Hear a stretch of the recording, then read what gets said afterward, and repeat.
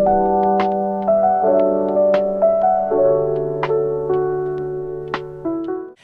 and welcome back to Seeing Dementia Differently. For today's carers conversation, I am joined by the lovely Hannah Gardner. So Hannah, would you like to tell us a little bit about you and your connection to young onset dementia? My name's Hannah Gardner. I'm consultant admiral nurse for children and young people at Dementia UK. My connection to young onset dementia really comes from lived experience. My mum developed Alzheimer's when she was in her early 50s and really impacted my life. I was a nurse at the time and really unexpected, no family history, so really put me on the path into dementia care and dementia support, and really recognised the impact it has on younger people and the children within the family. So that's really where my drive comes from. And what do you remember thinking back when your mum was diagnosed? What were the kind of overarching feelings for you at the time? I was absolutely devastated. Yeah. I found it really difficult. I still find it really difficult to put into words exactly the impact it had on my life and the feelings that it brought. I recognised my mum was changing. I didn't recognise her. Her language was really difficult. She couldn't get words out, her anxiety.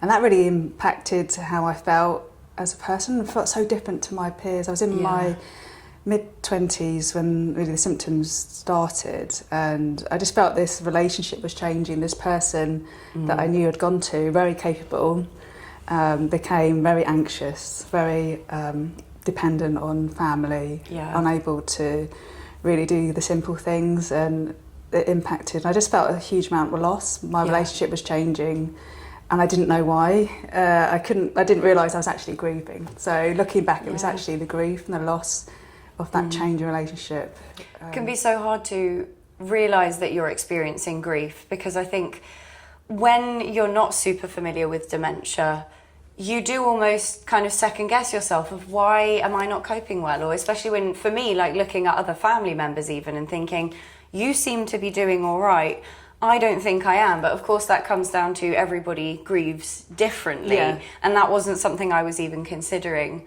at the time. I know for us as well, Dad also struggled a lot with anxiety, and I'm not sure depression is the right word. He certainly was a lot more quiet and reserved. But I think he really struggled to accept his diagnosis. Was that the same for your mum? My mum really struggled. I remember moments where she had a lot of insight. She was very aware of the challenges that she faced and the grief and loss and the emotional impact, and she really felt isolated and alone, I think. And because she was a nurse, she knew she was a nurse. She looked after people living with dementia, so she really knew the impact. And she did say to us, I think I've got dementia. So she had that insight. So it really took a lot of impact on her mental health. She did go on antidepressants because of the depression, trying to lift her mood and that support. And she knew a lot about the condition and the future. And it must have just been horrific. For her, but because of her dementia, she couldn't explain, put into words how she was feeling, so it was really difficult for her. That kind of like stuck in your own head almost, not being able to express. That must be excruciating at times.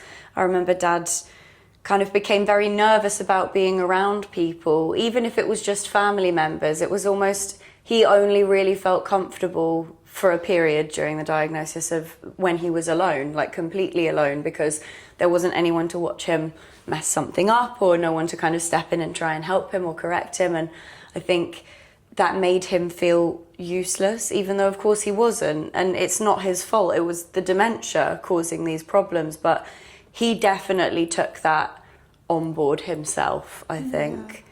And I think a lot of people are quite scared around the word dementia. I think sometimes I speak to people and it's almost like perfectly fine to use it. In fact, we should use it. Let's take away the stigma. But then you meet other people who, you know, refer to it as the D word, or, you know, let's not talk about it. What's your personal perspective on the word dementia? It's a difficult word. I know when Mum had her diagnosis, people used to say, oh, it's only a memory problem. Didn't really understand the true impact.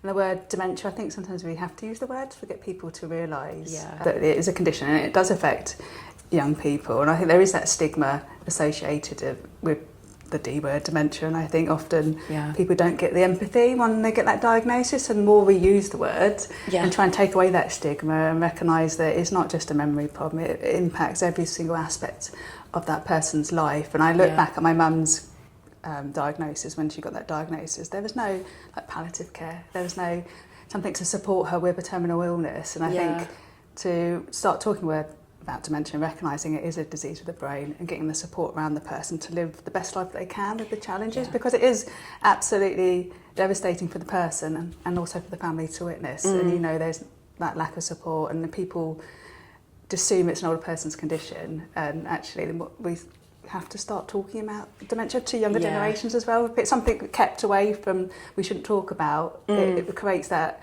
stigma, it's something bad, and it's not something bad, it's a disease. And I think for us as well, it would have been so helpful if Dad had felt more comfortable with that word, because actually there were a lot of groups and activities, and sure, not all of them were age appropriate for younger onset dementia, but there were places he could go, but he chose not to, because all of them had, you know, dementia choir or dementia art group, and he didn't want that word being associated with him.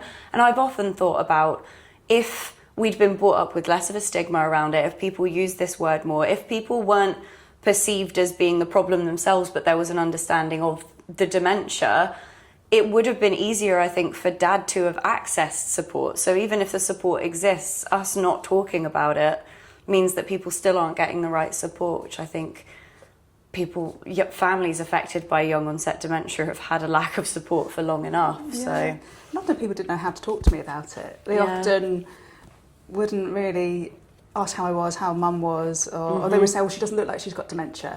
So they were trying to make me feel better, and actually that was really difficult, because I knew so well that Mum was changing, and I found that really hard when people say, oh, she seems okay, you would never know she had dementia.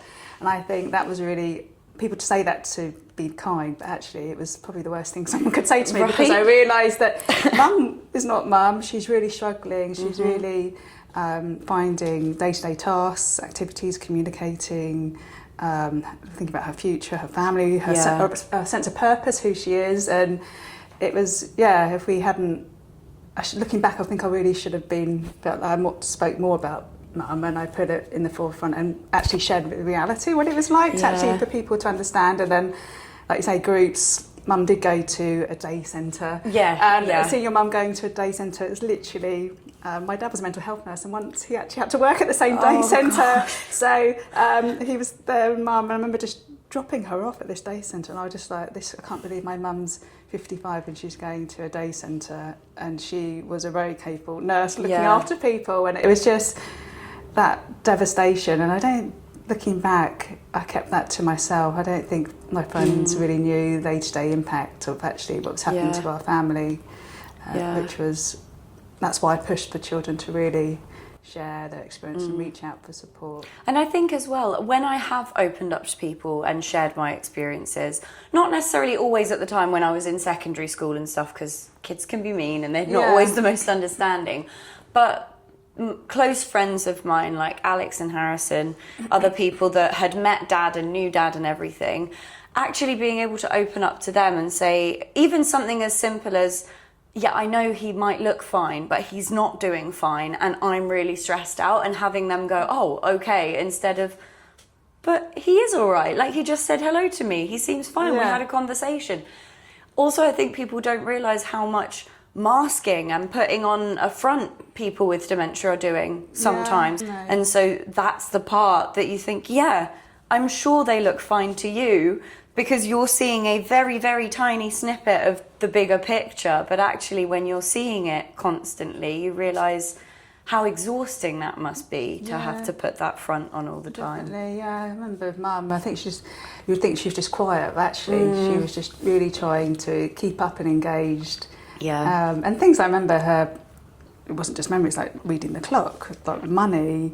She would go to the hairdresser and she would take her calendar, so they would write on it, so she would remember when to go. And masking, people would think that, oh shit, something's wrong, but they wouldn't have thought of dementia, and thought she was a bit odd or something. And you think actually that was her just trying to cope, and masking, like you say, it must have been really difficult in social situations. And I think generally my experience of supporting families, the person with dementia tends to sit on the edge, not as clued as much, so people don't know how to interact, don't know what to say, because they got this stigma of it's what dementia is. But actually, if you can engaged. You could have engaged with mum. Mum could have been brought into the conversation more, and the questions that you asked. And she still had a humour. She loved music. Yeah. She still liked doing things. She loved holidays. Really focused on that aspect. But it's really difficult because someone doesn't look like they've got dementia because they're young. Yeah. Mum had great school friends, and they really embraced her and took her out. That's lovely. And supported her within the group. But it does get to a stage where it became too difficult and. For mum, but it's so important to look at what people can do and not what they cannot do, and including them in tasks and activities and creativity, and then especially in the summer being outside as well. I know mum when she had to retire due to her disease, it was the boredom crept in. It was actually how do we keep mum active even in the winter months as well was really important to really tap into what she liked, that music, activities, and bringing people to come and see her, even if it's for a short time. You don't have to visit for a long time, but just show that you care, and that really supports the family as well, even if it's a phone call or 10-minute popping by to speak to the family, make sure they're okay. That can mean so much to people. That I think people don't realise even something as simple as like, hey, I noticed that you've got a bunch of dishes in the sink, so I'm just going to quickly wash those up so you guys can enjoy a cup of tea and sit down for a moment. Goes such a long way. And I think people often assume, I've got to take them for a whole day out, or we need to stay for hours. And actually, no, just be normal. Just do what you would have done before. If you would have popped in for half an hour to have a coffee, then pop in for half an hour and have a coffee. I think mum probably got bored of us at times. She wanted to see other people. She wanted to go places, and that change of scenery at the stage when she could was so important for her mental health and her well-being, and that support. Because emotions stay longer than a memory, of and course. that meant so much that she wasn't forgotten because of her condition. People still saw her, not the disease, which I think is so incredibly important when you have a diagnosis.